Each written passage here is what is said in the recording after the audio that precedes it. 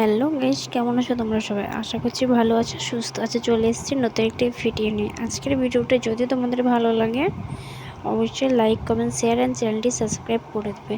সকালবেলায় ঘুম থেকে উঠে বিছানাটা আগে তুলে নিয়েছিলাম, তারপরে স্নান করে মুখে ক্রিম মেখে সিঁদুর পরেছিলাম। তারপর থেকে আর কোনো ভিডিও হয়নি।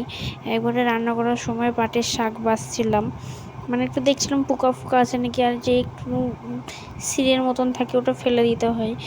জানি না তোমরা এই শাকটাকে কী নামে চিনো, যাই হোক এটা পাটের শাক বলেই আমরা চিনি।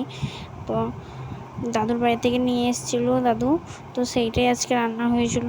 যেগুলো আমরা কিনে খাই সেটার থেকে এটা একটু বেশিই খেতে ভালো লাগলো। আর এই শাকটা একটু মিষ্টি মিষ্টি, যেটা কিনে খাই ওটা অতটা মিষ্টি থাকে না। যাই হোক, আর পাতাগুলো দেখো অনেক বড় বড়। আজকের মতন ভিডিওটা এইটুকুনই, দেখা হচ্ছে অন্য কোনো ভিডিওর সঙ্গে।